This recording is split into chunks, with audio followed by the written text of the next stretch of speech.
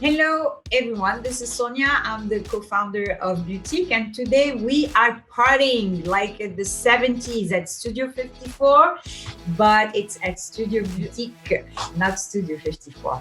Then we need it more than ever, but also we are taking this opportunity to meet an expert in the beauty industry that will share insights and helpful information for beauty brand founders and beauty lovers, and who's not a beauty lover. Then let's welcome Karen Young. Hi, Karen. Thanks for being here. Hi, Sonia. So nice to see you. I'm delighted to be here. Yeah, I'm very excited and very excited to have you at the party. Let me introduce you to Karen. Karen is a veteran in the beauty industry. She is a teacher at FIT for more than 25 years. She is a marketing consultant at her own company, The Young Group, for many years, and she works mainly with indie brand here in New York City and in the US. We will be speaking today about many points that indie brand founders need to know in order to be successful and adapt to this new era we are in, and seemingly a crowded marketplace that Karen will give us more detail about that. COVID is a worldwide crisis. We are all living it. We know what it is. And also we can take, as business owner, we can take this as an opportunity to shift gears and thrive in our ascension. And that's what we're going to talk about also today. Then Karen, without taking more time, my first question would be, we see here during the COVID, I mean, we see during 2020 and even now, still brands, we see the launch of many indie brands, and we may think it's an overcrowded market, but I don't know. That's what we would like to know from you. Why is that, and how long do you think that this will last? This will last. And Sonia, you lead us right into one of the few bright spots about our 13 months of lockdown. Interestingly enough, the overall business for indie beauty brands has been good, in some cases excellent. Yes, of course, many have suffered as well. But the wonderful thing about young brands is that they're flexible, they're strong, they're resilient. And as you hinted, Sonia, this past year, even during lockdown, there were thousands of young brands who launched. And they sort of led the way and led the initiative into moving businesses online as quickly as possible. And obviously, most young brands start online anyway. But because they were so quick to adapt, it actually led a number of other beauty brands that had less of their business online. It helped lead those companies there as well. So I can say, in terms of the number of launches this past year, and even in some cases, growth for indie brands, it was not a bad year. And the other piece of that is, of course, the consumer's acceptance for shopping online, which, as we all know, was growing before COVID, but was certainly dramatically accelerated in the past 13 months. And online e-commerce in the United States in general grew 30%. That's across all categories. But the consumer was quick to understand that shopping had to happen online. And many of those barriers to entry, of course, have been done away with. And that doesn't mean you can launch for free. It still requires resources, but certainly it's a good deal easier than assuming you have to launch your brand in Sephora or Walmart. So yes, it really was good news in many ways for young brands, as strange as it sounds. And there seems to be no end in sight. Yeah. And I mean, during the COVID, we may think that brands will not launch, but it's the opposite that is happening. But also we see change in habits. And I mean, these habits, there's many change. We see surveys that are giving us more information to predict what's going to happen. What do you think? What change will last? What change you think will be there after the COVID or not? Well, I wish I had a really reliable crystal ball and I could give you an accurate response. Obviously, you're going to get my opinion, along with a lot of people, as you said, who've been reading surveys and monitoring consumer behavior. And some of the changes that the beauty consumer is going through, again, were happening pre-COVID, and they've been on steroids during COVID. And there are a number of things, which I'm sure all of you watching this are aware of, and that is this enormous drive to what we have to say in quotation marks, cleaner beauty. And that is, as I'm sure you all know, clean beauty, natural beauty, all of that is undefined, but we all have an idea of what that means. And it certainly sounds like something very positive, and that's been a consumer push for several years. And indie brands have done a great job of really leading that charge. Part of that has also been wanting products and packaging that is more sustainable. It's been wanting brands that take a stand, perhaps politically or socially, which indie brands are more inclined to do than big companies. And in terms of consumer product behavior, we've also seen some significant shifts. And as all of us lived through, if hair was going to get colored, it had to be done at home. If nails were going to be manicured, it needed to be done at home. Facials were done at home. We saw a pretty good business, or maintained a pretty good business, in both skincare and hair care. Hairstyling didn't do as well for obvious reasons. We weren't going out as much. And makeup certainly, which was declining pre-COVID, but makeup also has not done well during COVID. Again, it's very, very logical when you stop and think about it. But I do predict that a number of these things will stay in place. I think consumers have discovered they can do their own manicures and color their own hair and do their own facials. And that may not mean they want a steady diet of it, but perhaps it may mean that 1 out of every 3 or 4 visits to the professional may be brought back home because we've learned how to do it. I think the time we had to spend on skincare and hair care, we've learned a lot about what we want to do and don't want to do. We've seen, interestingly enough, we've seen consumers talk about simplifying their skincare regimen. And even though we had more time perhaps to spend on skincare, we wanted to simplify our lives. And part of that, of course, was the stress and the fatigue of being at home. And I fully believe that this desire to simplify is going to stay with us. And we're not going to be inclined, generally speaking, to perhaps pursue the South Korean regimen of 15 products. I think wanting to keep it simple, using cleaner, efficacious products that perhaps multitask, and they may do many things at once, will be a consumer habit that we will absolutely, that will stay with us as hopefully life begins to return to some semblance of normal, whatever that looks like. Yeah, and hope that normal will be social gathering and be together. And some people believe that the makeup is going to be booming when we go back, and probably it will. I believe it will. I don't know what you think about that, or it's no one really knows, and we're all sort of guessing. Will we go back to wearing high heels? Will we go back to wearing a full face of makeup? And I think the answer is it probably depends. There are days when I missed all of that, I must say. And there are days when I didn't miss it. And there are days when I did put on a full face of makeup. I will share with you, I haven't had on a pair of high heels in a year. So we'll see how that goes. How about you and your high heels? I missed wearing high heels, and I wear them at home sometimes when I want to wear something. For me, fashion is about, taking a personality or a personage. Then the high heels go with it. And yeah, I miss it sometimes, but I don't miss the uncomfortable part of it. I'm good with that. Many business, you are a business owner, you're in business for a while, I am too. We all have priorities, that are all lined up, and you work with many indie brands.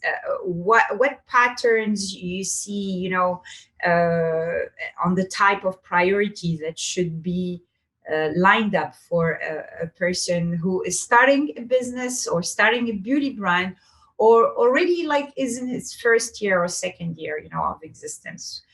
Where do we start? The fact is that everything is a priority in a founder's life for a young brand. You need to know what's in store for you. You need to have that roadmap, and you need to figure out a way to be a great juggler, because you're going to be juggling a lot of things.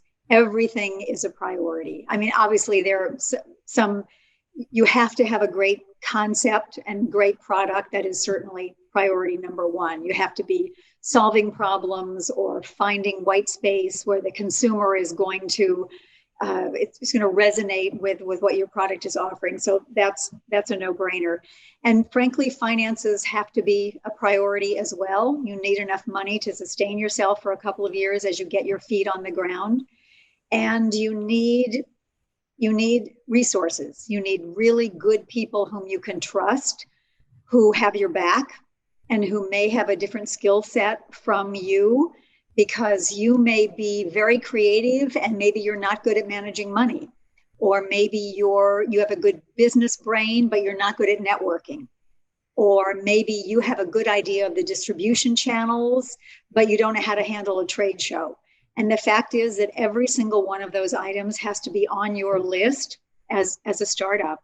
So I think having the people around you whom you can trust, whether it's an informal group of advisors or whether it's a more formalized team, however you do it, that is really critical. You're going to get a lot of unwanted advice from friends, family, and colleagues. And you need to be able to filter that. And it will be difficult to do that by yourself. You certainly need to have a long-term strategy, and that doesn't mean it doesn't change every month, because it might, given the way the world is going and given the speed with which we are moving in terms of supply chain and distribution. But you do need a long-term strategy, and that has to be a priority as well. So it is juggling, and you have to love never having an empty to-do list, because if you do your to-do list in the morning, by the end of the day, you may have more things on the to-do list than you started with. And you probably crossed off a few, but you added many more. And I will say you just have to love that process of being in the journey and in the exhilaration of the adrenaline rush, because it's all a priority.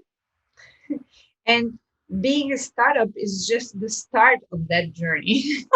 I mean, it's not the hardest. I mean, all of it is not hard. It's a question of personality according to what we do. And, would you think that organization is a key to make sure all these priorities are handled and things, are well dispatched in a way? I think you at least, to your point about organization, you need to at least know what is in store for you. Again, what is that roadmap? What are all of the things you're going to have to take care of? And how do you, from day to day, identify where the crises are? Because behind every challenge, there'll be another one. And as you're able to cross that one off the list today, something else will pop up tomorrow. And you need to be able to manage them. You need a backup plan for everything, because things will, I hate to say, go wrong. There are a lot of moving parts to developing a brand. And if just thinking through what it means to be a brand in the beauty industry, it's product, it's the formula, it's what do you put it in, and how many parts are there to the package? It's your website, it's your social media, it's trade shows, which have become really part of table stakes for young brands, because it's a wonderful way to get exposure to a lot of people at one time. It's PR, it's building your community of consumers who really are addicted to your brand and to what you as the founder have to say. And very much today, the expectation is that young brands, as we said earlier, will take a stand on social positions, on economic, political positions. The expectation is that founders have an opinion, and you can't just sit behind the curtain and let people come to you. You need to be out there and really talking about your brand and why it's authentic to you as a founder and what's the rationale behind it. So you need at the same time patience and enormous energy, and you need to, you know, as Sonia said, you need to love the journey. You need to love the process of developing a brand, because there'll be days when a cold shower is about the best part of your day. and you need to, yeah, right. You need to want to change history. You need to want to change the beauty industry. And the great news is that indie brands are doing that. Indie brands represent about 20% of the total beauty industry in the United States. And young brands are changing the face of beauty. Consumers are driving it. Young brands are listening. And big brands who move so much more slowly are really, in so many cases, following the baby guys, because you guys are breaking new ground and making things happen that we said a few years ago were impossible. So I'm sorry, those are the priorities. You have to sort of do all of that and be okay with the adrenaline rush that is never going to leave you. Sonia, do you ever get a full night's sleep? Probably not. Yeah, I mean, that's the only thing that is not gone. I mean, I sleep full night, but it's a 6 hour, maybe 7. And it's just it's a lifestyle for whoever is want to start. If what you're saying, if you are questioning a little bit, is it my road? Now, if you are questioning, it's probably not the road, because you have to be loving problem to solve problems and being on that adrenaline, because being a startup is just the start. And it's not like the end. It's not going to be like, it's going to be amazing, but it's going to be other challenges and other problems to solve. And you have to be excited. I mean, if that's the nature of the person, means you are in the right place. And on top of having a great product, a good branding, all that setup and the roadmap, it's then what is the key to success for indie brand? Do you have like a magic pill formula? A magic pill, yes. I have a magic pill. Come to me. I give you a small magic pill, and voila, it's a huge success. That's how she does it, Karen. Exactly. No, I think, many of the things that we've talked about, you obviously have to have a great concept, great high quality product. It needs to be well positioned, and you need to be able to stay disciplined, because once again, you're going to get advice from so many people about you should do this and you should do that. And it's why you really need to have what I call your roadmap, because you need to stay true to the brand that you created, and opportunities will come along that may pull you off track. And you need to be able to sit down and say, okay, is this a good place to be pulled off track? Or is this a place where I say no? And, I think one of the challenges with being a young brand is, and with the flexibility in the beauty industry today, it's not a question of right and wrong answers ever, because everything's possible. That's the beauty of what we're doing. It's a question of being relevant and true to your brand positioning and your brand story. And that's the question you're going to have to answer every single day. You do need to have enough money to get yourself through this. It is an expensive journey. You need to, as I said, have a team. Sonia alluded to organization. You need to have a team, and you need to be able to collaborate. And I think that's one of the other just terrific things about the way we live today. And one of the things, I hate to say this, that's actually worked well in confinement is the fact that we're all wired together thanks to the internet, and this ability to collaborate with people all over the globe and speak to people all over the globe, whether they're resources that you'd like to understand more about, whether they're advisors who can help you, whether they're other brands that you may want to integrate And maybe there's something you can do together. Maybe you have different products and you reach different audiences, but you can find some place where there's overlap. And in fact, doing something together might be a great collaboration. And that's an opportunity that honestly didn't exist a handful of years ago. And it's important that while I know young founders, young brand owners are protective, and I understand that, you also have to be able to open up and listen to other people and know when to turn it off and when to turn it on. And that's not so easy. Yeah, it's not easy at all. I mean, you bring back the team. The team is so important, in startup or any company at any level. And as you said, having a team, people that fill out your weakness, that are smarter than Absolutely. you, that part, we have to know our weakness and strength. That way we can have the good team with us. And this is one of the key of success, in a way. It certainly is. Uh,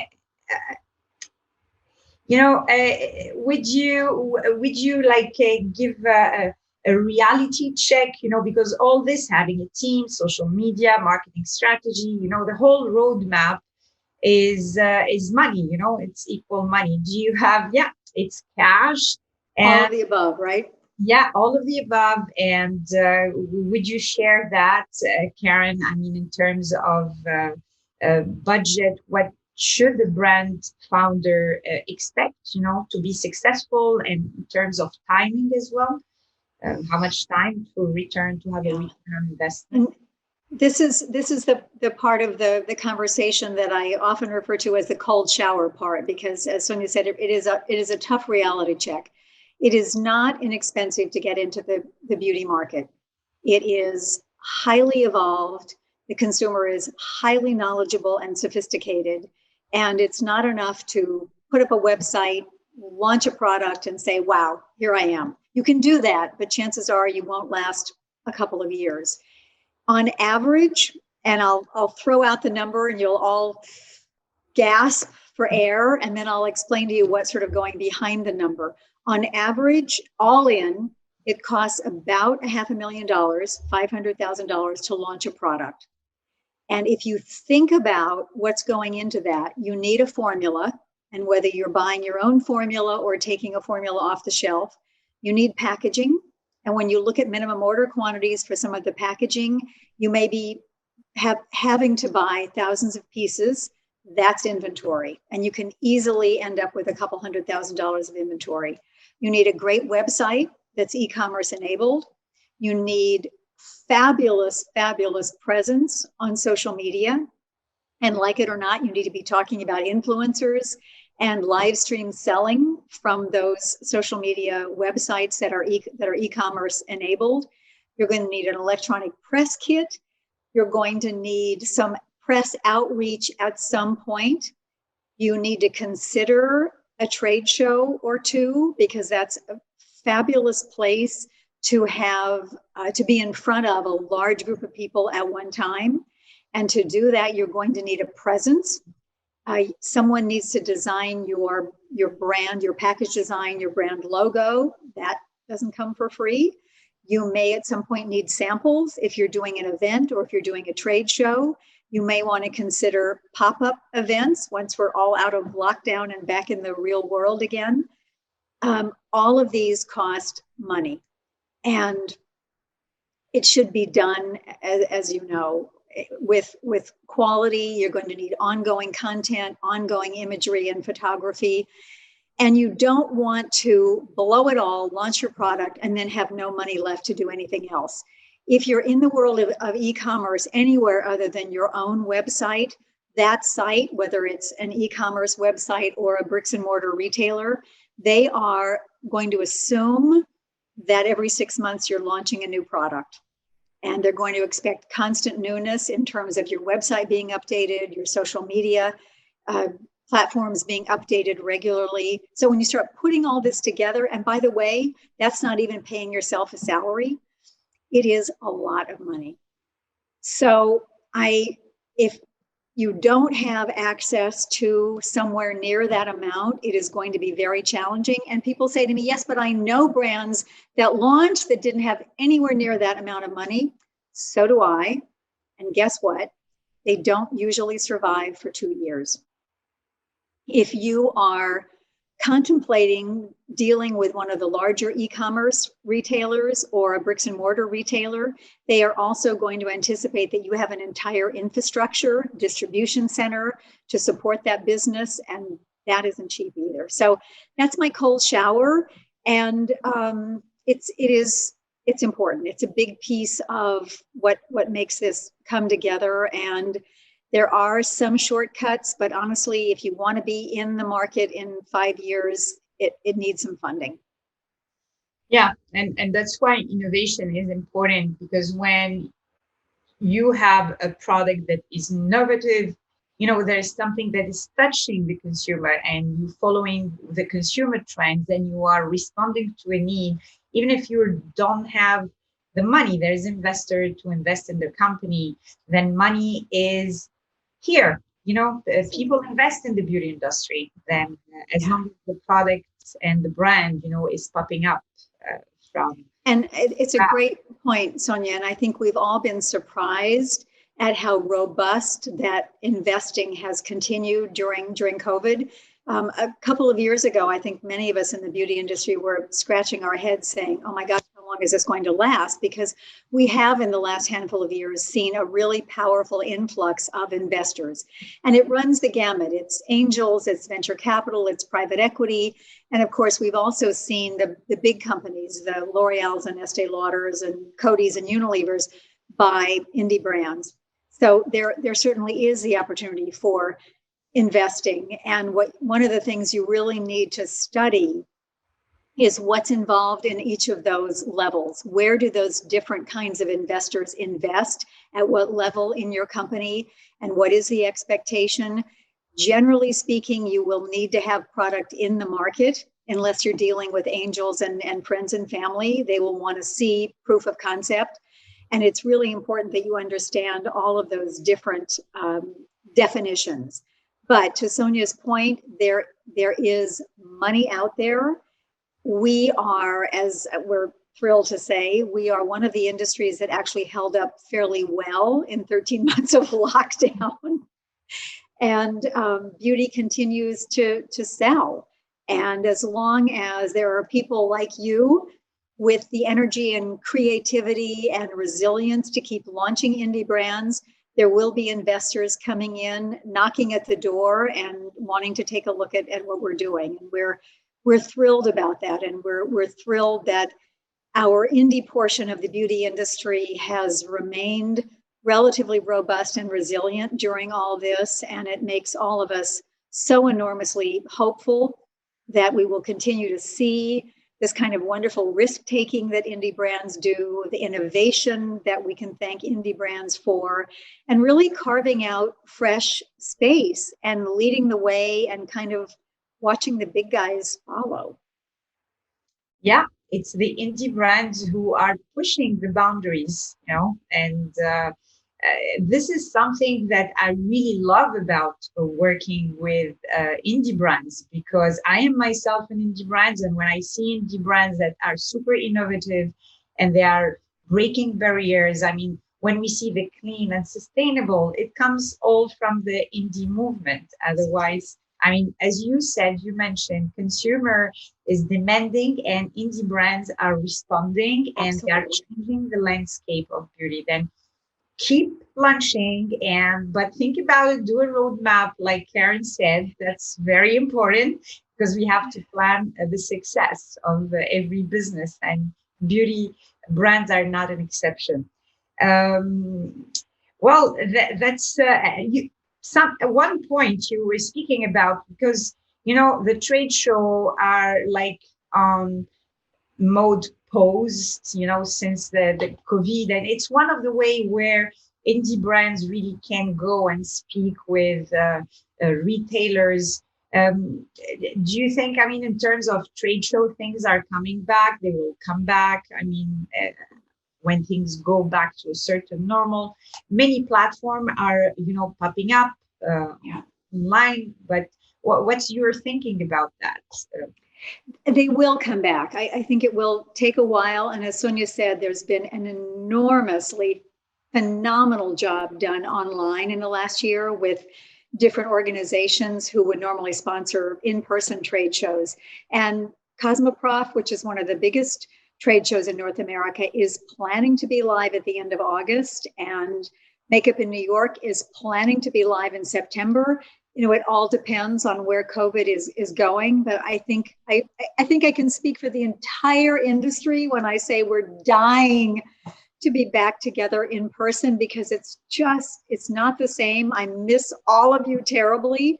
And we're such a social industry. We're very people oriented. And I think that's what's one of the many things that's made this year challenging. But thank goodness we've all learned to become experts on Zoom, and we have been able to keep up and honestly do an amazing job with virtual trade shows, which I think has been a lifeline for so many of us. But yes, Sonia, I'm with you.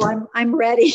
Yeah, me too. I mean, you know, even if COVID for us, for Beautyque, it was such a positive thing, because we created whatever we created now because of the COVID. Exactly. And to be a physical store, then it's a blessing for that part only. I mean, I'm not saying it for everything, but for that part, it's a blessing. And we can wait, I mean, to see people in reality, even do business in real.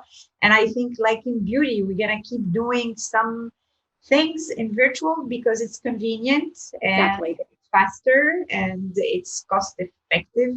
I mean, there's many positive points that we got in our business life and personal life that I think we're going to keep in a way.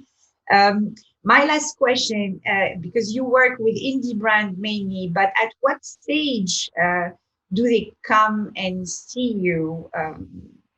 That's really my curiosity. My preference is that indie brands come to me sooner rather than later, because I will help you put together that roadmap. If I'm with you in the beginning, I can help you sort out where the speed bumps are and the pitfalls and where you need a backup plan and what those priorities really need to be.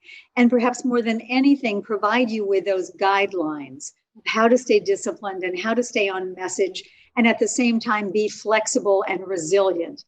So it's a little bit of tough love while being very encouraging. Obviously, I can work with indie brands at any stage in their development. And if you've put the brand concept together and now you need help with product development, or you've perhaps got your products in place and you need a strategy for distribution, I can jump in and support you and finish your roadmap anywhere along the way. But I will say, for someone who's not done this before and who may not know the beauty industry, it would be great to have a counselor with you in the beginning, because you're going to come up against a lot of things that are new to you that you just may not know how to deal with. And you may not know whether this is a crisis or just a small incident. So I would love to hook up with you in the very beginning, but certainly anywhere along the way. I think we add enormous value and help you sort out what it is you need to be doing with the resources that you have available.